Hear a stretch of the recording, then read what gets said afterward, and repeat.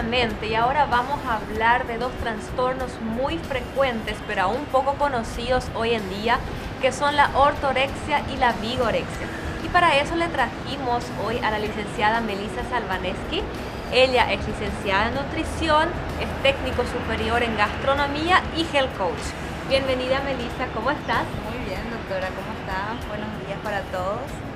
Y sí, realmente son trastornos que si bien uno toca a cierta altura de las carreras, ¿no?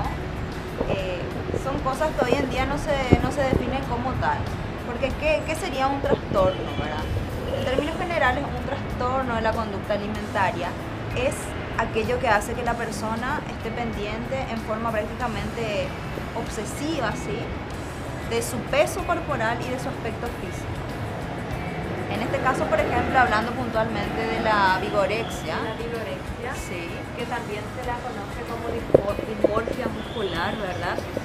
Entonces, ¿cómo se podría definir a la vigorexia? La vigorexia sería como una idea excesiva de la musculación, ¿sí? O sea, la persona se obsesiona por tener una musculación notoria.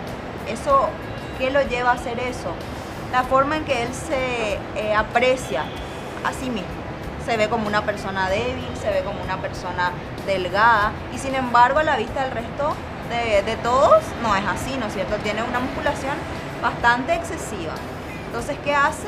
Recurre a programas bastante extenuantes de actividad física para lograr ese objetivo que está persiguiendo, ¿no es cierto? Perfecto. O sea, así como la anorexia y la bulimia, son trastornos en donde la persona presenta una distorsión de la propia imagen, ¿verdad? ¿Y cuáles son los síntomas y cuáles serían las características de la vigorexia?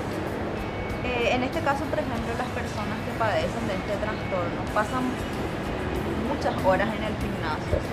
Es como que se les va el tiempo y ellos siguen ahí, ¿no? Horas y horas, estamos hablando de 4, 5, 6 horas, toda una mañana, toda una tarde, incluso a veces hasta por la noche sigue.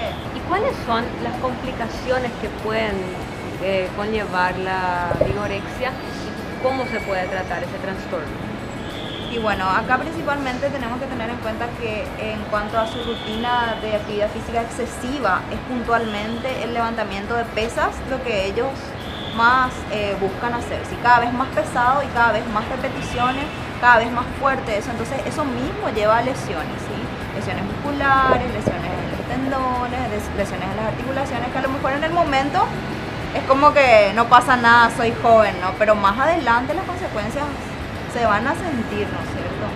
También muchas veces, por pasar tanto tiempo ocupándose de eso, se aíslan, ¿sí?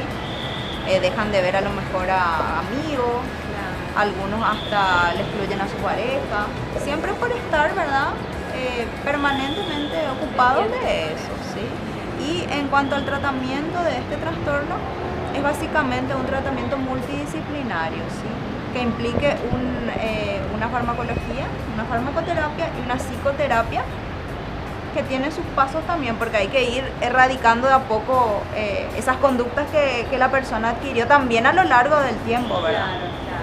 Es un trastorno que si bien se desenvolvió en el ámbito de la alimentación y de los ejercicios físicos, ¿verdad?, pero tiene su origen a nivel psicológico, a nivel emocional, ¿verdad? Y esa es la diferencia de que no es lo mismo una persona que va al gimnasio unas X cantidad de horas al día o un atleta, ¿verdad?, de élite que practica una cierta rutina. No por eso va a ser un vigoréxico, sino que la característica de este tipo de patología es que es un comportamiento obsesivo compulsivo, ¿sí? Deja de lado todas las otras actividades de su vida y se centra en eso. Claro. Y el otro trastorno del que vamos a hablar un poquitito es la ortorexia, ¿verdad? Que si bien es un trastorno que se puede asociar inclusive con la vigorexia, es un poquito distinto. Y la licenciada nos va a explicar un poco de qué se trata. Sería, en el significado etimológico de la palabra, alimentarse de manera correcta, ¿sí? Alimentación recta sería más o menos su etimología, ¿no? Pero si definimos así de una forma rápida, estaríamos diciendo que sería alimentarse sanamente. Pero, ¿qué conllevaría eso, no? Para la persona que padece de la ortorexia, eso conllevaría alimentarse, por ejemplo, con alimentos de origen orgánico, ecológico, libre de pesticidas, libre de herbicidas, de transgénicos, en algunos casos alimentos, no sé, con una mínima cantidad de grasa, con una mínima cantidad de cierto tipo de componentes del alimento que hagan que uno esté pendiente de saber la composición de este y el origen, todo el tiempo, ¿no? Entonces se enfoca más por ahí. Esa obsesión de comer bien todo el tiempo, de que la persona ya no puede más comer nada que no sea orgánico, nada que sea 100% natural, nada que contenga gluten, azúcar, en muchos casos, dependiendo de los criterios de saludable que tiene cada persona, ¿verdad? Entonces, ¿cuáles son las características, los criterios para hacer un diagnóstico de ortorexia?